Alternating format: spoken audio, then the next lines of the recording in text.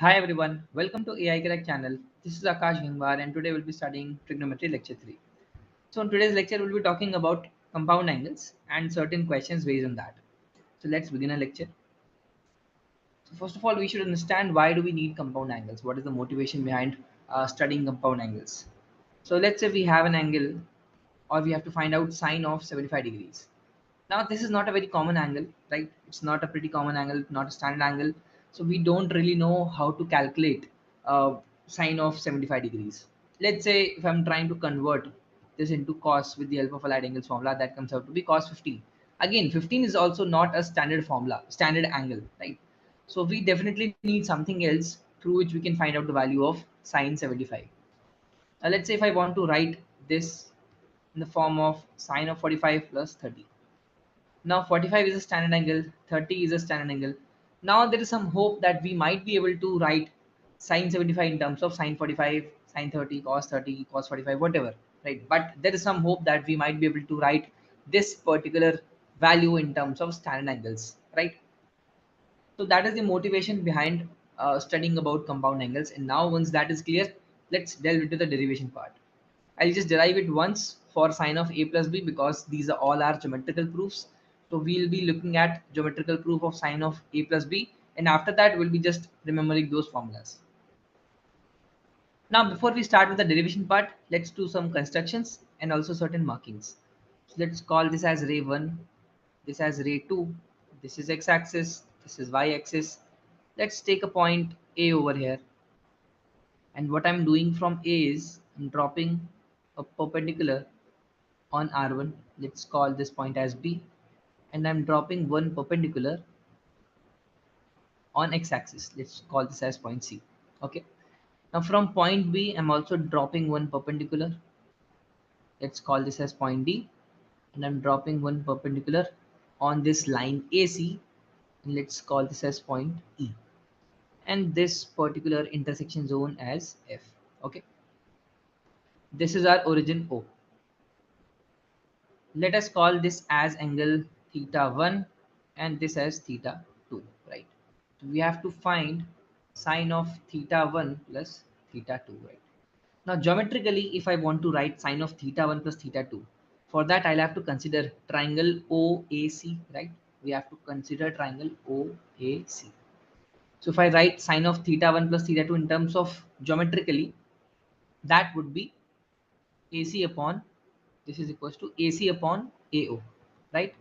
AC is our perpendicular, AO is our hypotenuse, right?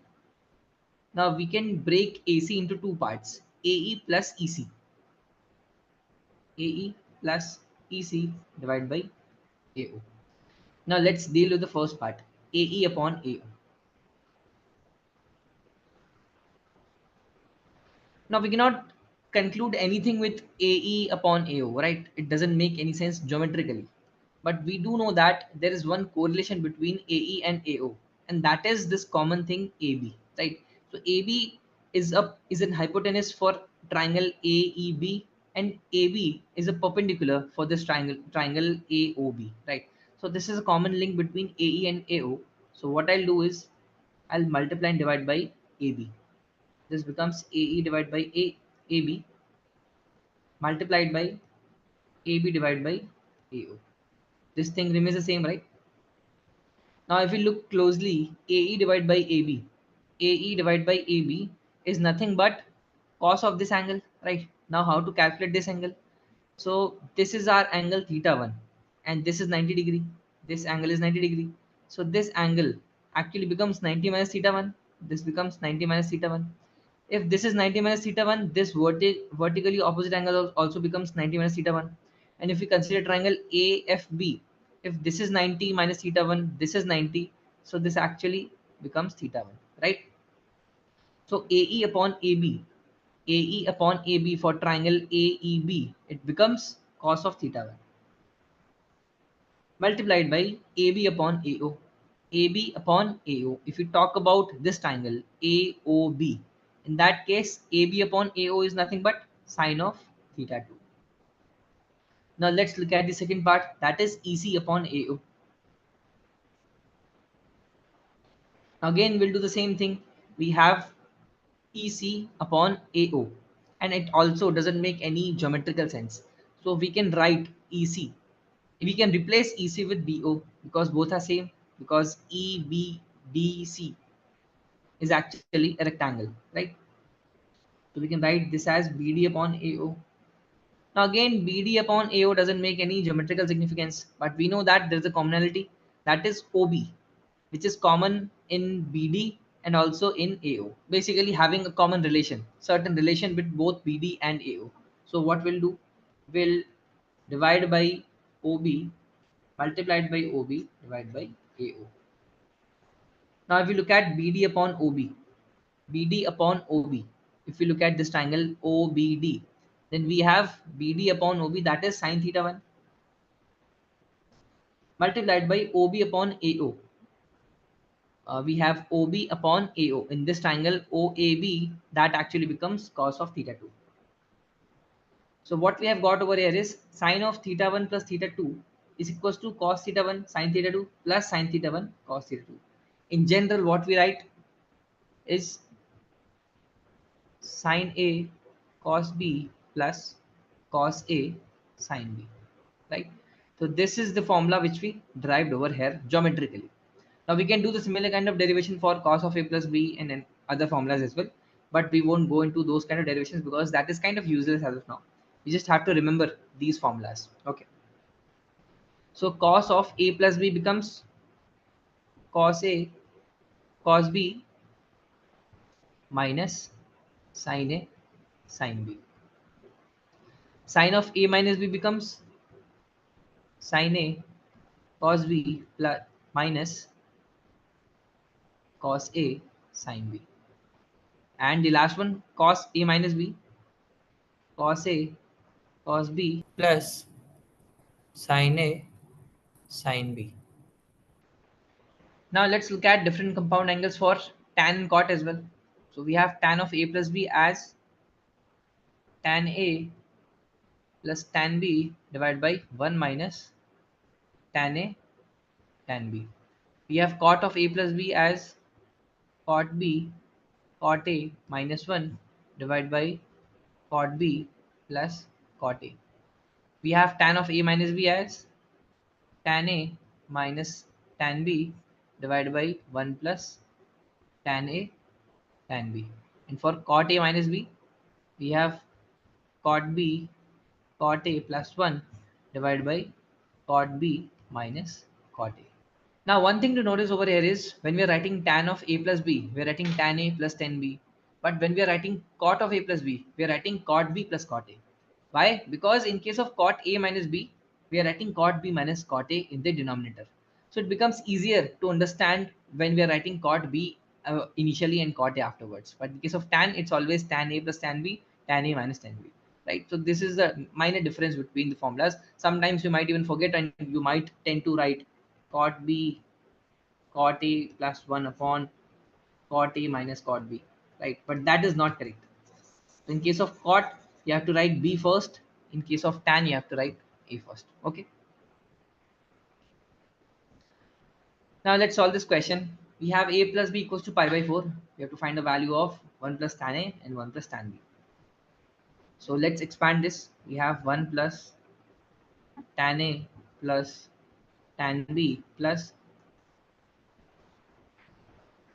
tan A tan B, right? Now, after looking at this multiplication or summation, the one thing which comes to my mind is tan of A plus B. And that is pi by 4. Tan of pi by 4. That is 1.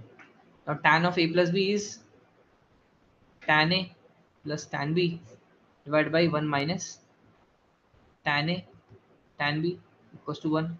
So basically, tan A plus tan B equals to 1 minus tan A tan B, right? So if I take this place over here, take this term over here, that would become tan A plus tan B plus tan A tan B equals to 1.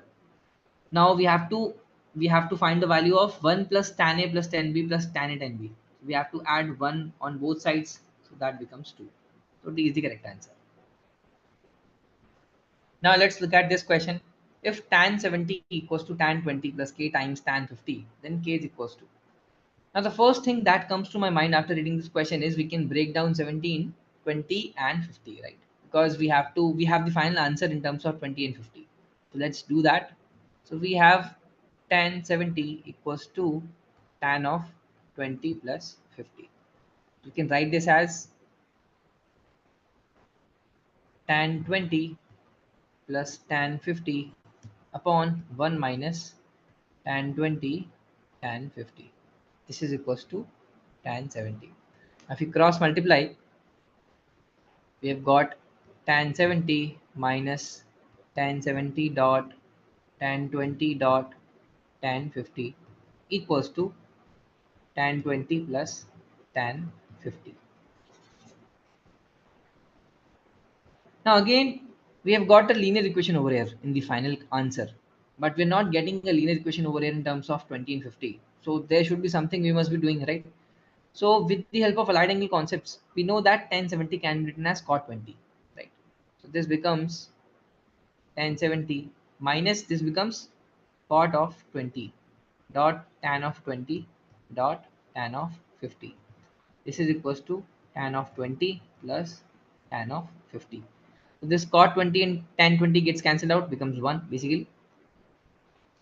So now we have got tan 70 equals to tan 20 plus 2 times tan 50.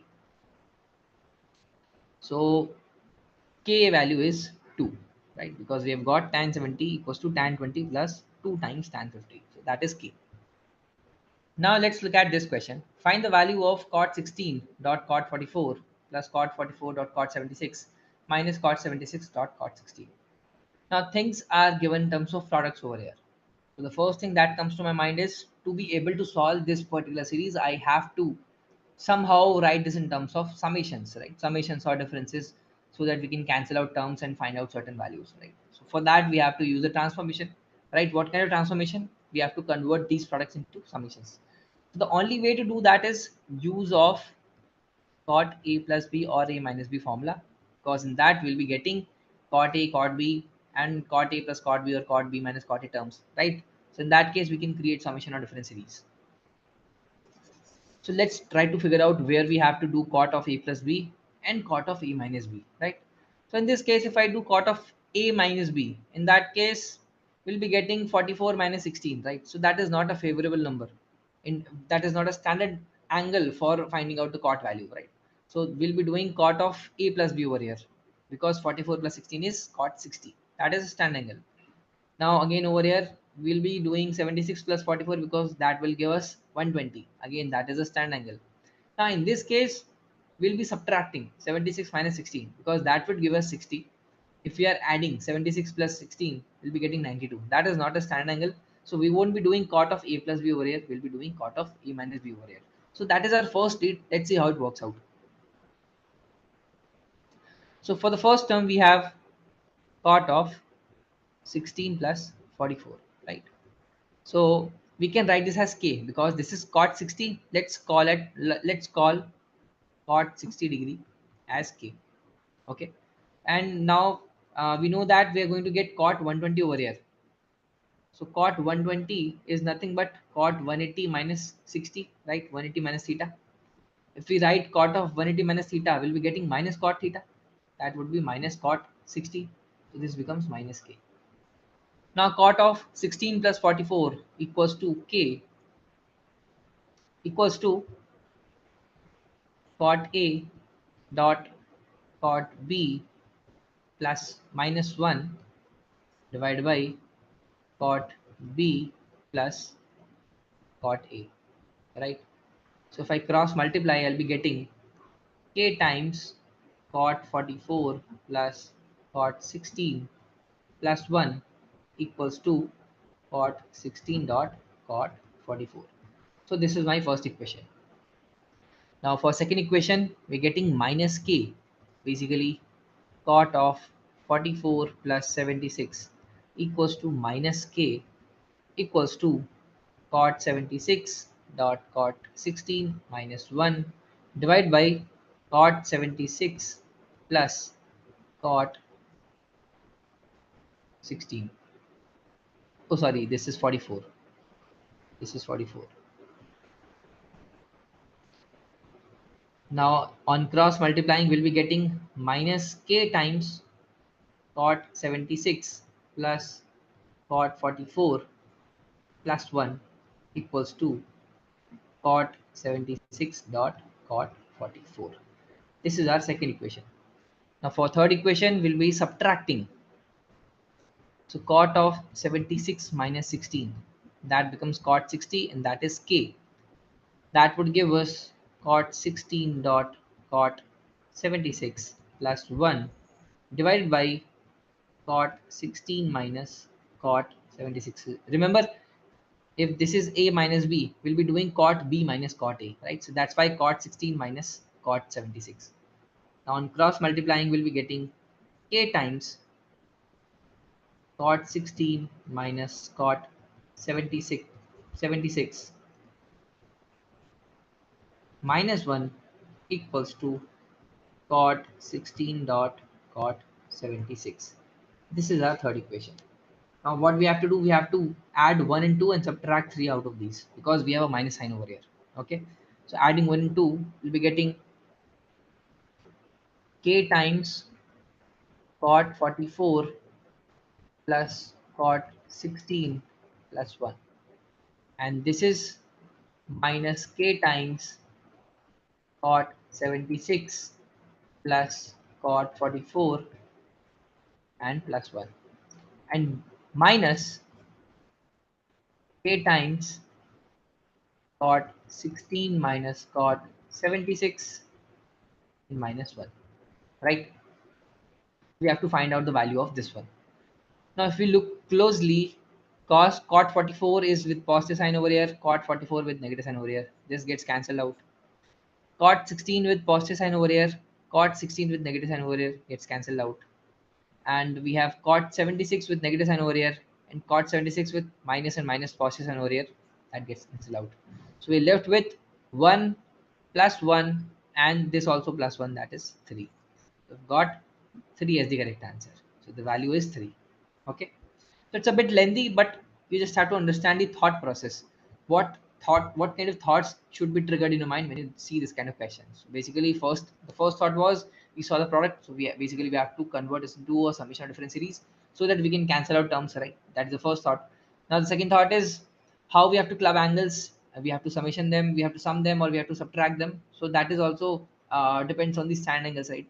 If you're getting standard by subtracting, we'll be subtracting. If you are getting stand angles by summation, then we'll be doing the summation for formula. Okay. Now let's look at the last question. If 3 tan theta tan phi equals to 1, prove that 2 cos theta plus phi equals to cos of theta minus phi. Now this is again a very good question. Now we are seeing the product over here, product of tan theta and tan phi over here. So one thought that might come to our mind is, okay, we might have to use tan of theta plus phi once again to get this product.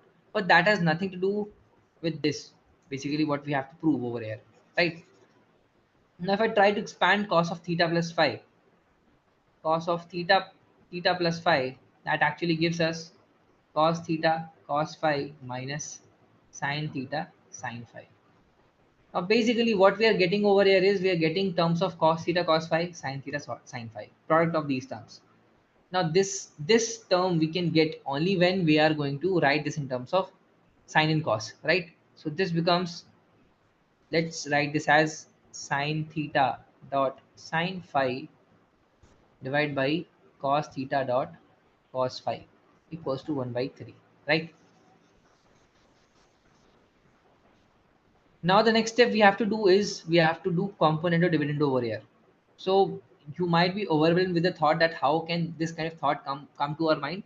So that you'll have to remember that in case of trigonometry, you're going to use this extensively because we're going to get sine theta cos phi or cos theta sin phi. Even in that case, we have to do component or dividendo to find out the value of cos theta plus phi or sin theta plus phi, right? So that is going to be used extensively in case of trigonometry.